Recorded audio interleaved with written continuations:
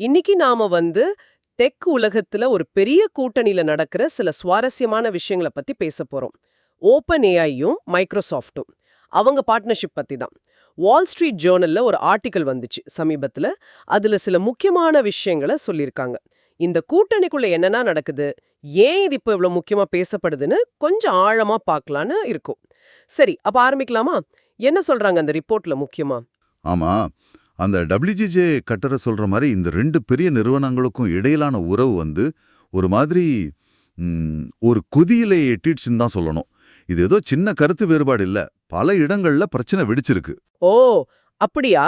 முதல்ல அந்த compute power, அதாவது ஏஐ மாடல்ஸை ட்ரெயின் பண்ண தேவையான அந்த பிரம்மாண்டமான கம்ப்யூட்டிங் சக்தி, அது சம்பந்தமா தகராறுன்னு சொல்றாங்களே, அது எந்த அளவுக்கு உண்மை? ஏன்னா ஏஐக்கு அதுதான் உயிர்நாடி மாதிரி. நீங்க சொல்றது 100க்கு 100 சரி. கம்ப்யூட்டர் பவர் இல்லாம ஒன்னும் பண்ண முடியாது.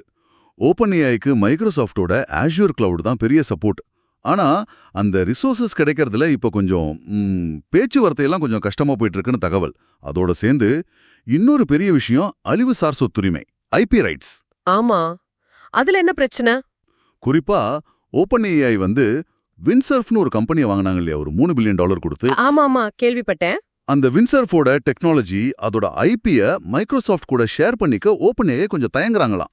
ஓ, அதுக்கு காரணம் மைக்ரோசாஃப்ட் கிட்ட ஏற்கனவே கிட்ஹப் கோபைலட்னு ஒரு ப்ராடக்ட் இருக்கு. அது இதுக்கு போட்டியா வந்துடுமோன்னு நினைக்கிறாங்களா? அது ஒரு முக்கியமான காரணமா இருக்கலாம் நிச்சயமா. இது வெறும் டெக்னாலஜியை ஷேர் பண்ற பிரச்சனை மட்டும் இல்ல. ஓப்பன் ஏஐ அவங்களோட முக்கிய டெக்னாலஜியை அவங்களே கண்ட்ரோல் பண்ணணும்னு நினைக்கிறாங்க. மைக்ரோசாஃப்ட ஒரு பிளாட்ஃபார்மா மட்டும் பார்க்காம அவங்களுக்கான முக்கிய விஷயங்களை அவங்களே உருவாக்கிக்கணும், சொந்தமா வச்சுக்கணும்னு ஒரு எண்ணம். இது அவங்க சுதந்திரமா செயல்பட விரும்புறத காட்டுது. சரி சரி. இந்த சுதந்திரமா இருக்கணுங்கிற எண்ணம் அவங்களோட கம்பெனி அமைப்பை மாத்துறதுலயும் பிரச்சனையை கொண்டு வந்திருக்கு போல. அவங்க பப்ளிக் பெனிஃபிட் கார்ப்பரேஷன், அதாவது பிபிசியா மாற முயற்சி பண்ணப்போ மைக்ரோசாஃப்ட் அதுக்கு தடையா இருந்ததா சொல்றாங்க WSJ. ஏன் அப்படி? அது கொஞ்சம் சிக்கலான கேள்விதான்.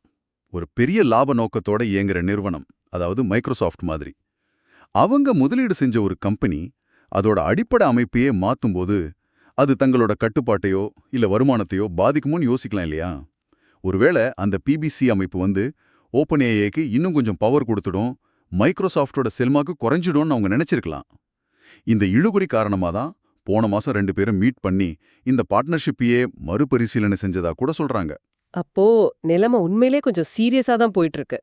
இந்த மாதிரி சூழ்நிலையில ஓப்பன் ஏஐ ஒரு பெரிய அஸ்திரத்தை கையில எடுக்க யோசிக்கிறதாவும் சொல்றாங்க. அது WSJ நியூக்ளியர் ஆப்ஷன் அப்படின்னு சொல்லுது. அது என்னது?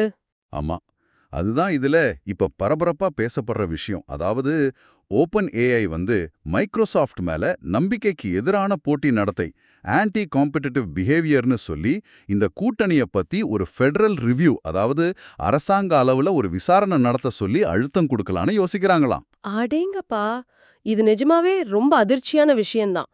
தங்களுக்கு இவ்ளோ பெரிய ஃபண்டிங் கொடுக்கிற ஒரு நிறுவனத்துக்கு எதிரா இப்படி ஒரு சட்ட நடவடிக்கை யோசிக்கிறாங்கன்னா? ஆமா, இது ஓப்பன் ஏஐ எந்த அளவுக்கு ஒரு விரக்தியில் இருக்காங்க, அவங்க எவ்வளவு தீவிரமா தங்களோட சுதந்திரத்தை தேடுறாங்கன்னு காட்டுது.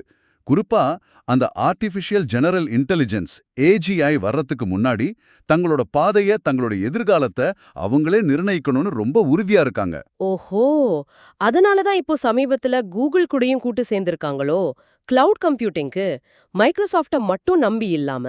நிச்சயமா, அது ஒரு முக்கியமான படி. மைக்ரோசாஃப்ட் மேல இருக்கிற அந்த சார்பு நிலையை கொஞ்சம் கொஞ்சமா குறைக்க ஆரம்பிச்சிட்டாங்க. சரி, இதெல்லாம் வச்சு பார்க்கும்போது இதோட ஒட்டுமொத்த அர்த்தம் என்ன? ஏஐ உலகத்துல என்ன பெரிய மாற்றம் நடக்க போகுது இதனால? சுருக்கமா சொல்லணும்னா, ஒரு காலத்துல ஏஐ உலகத்தோட மிக முக்கியமான, பிரிக்கவே முடியாத ஒரு கூட்டணியா பார்த்த இந்த ஓப்பன் ஏஐ மைக்ரோசாஃப்ட் உறவு இப்போ ஒரு கடுமையான போட்டியா, சொல்லப்போன ஒரு அதிகார போராட்டமா மாறிட்டு வருது. ஓப்பன் ஏஐ தங்களோட வழியில தனியா போகணும்னு ரொம்ப தீவிரமா முயற்சி பண்றாங்க. ஆமா, இது வெறும் 2 கம்பெனிகளுக்கு இடையிலான பிசினஸ் சண்டை மட்டும் இல்ல. இது ஏஐ தொழில்நுட்பத்தோட எதிர்காலத்தையே பாதிக்கலாம். புது கண்டுபிடிப்புகளோட வேகம், யார் இந்த துறையை வழிநடத்த போறாங்க, இந்த மாதிரி பல விஷயங்களே இது மாத்தி அமைக்கலாம். நிச்சயமா இது ரொம்ப ஆழமான தாக்கங்களை ஏற்படுத்தும் போல தெரியுது. ஆமா, இதை இன்னும் கொஞ்சம் பெரிய கண்ணோட்டத்துல பாருங்களேன். ஓப்பன் ஏஐ மாதிரி ஒரு நிறுவனம் தனக்கு இவ்ளோ சப்போர்ட் பண்ணின, இவ்ளோ முதலீடு செஞ்ச ஒரு நிறுவனத்தையே ஒரு கட்டத்துல எதிர்த்து நிக்கிற நிலைமை வருதுன்னா, வேகமா வளர்ந்துட்டு வர இந்த மாதிரி தொழில்நுட்ப துறைகள்ல இந்த மாதிரி கூட்டணிகளோட தன்மை எப்படி மாறிட்டே இருக்கு பாருங்க. ஒரு கம்பெனி இன்னொரு கம்பெனியோட எப்படி உறவு வச்சுக்கணும்? லாபம் முக்கியமா? இல்ல புதுமைகள் முக்கியமா? இல்ல சுதந்திரம் முக்கியமா? இந்த மாதிரி கூட்டணிகளோட எதிர்காலம் எப்படி இருக்கும்னு நீங்க நினைக்கிறீங்க? இது ஏஐ வளர்ச்சியோட வேகத்தை, திசையை எப்படியெல்லாம் மாத்தும்? இத பத்தி நீங்க இன்னும் யோசிக்கலாம்.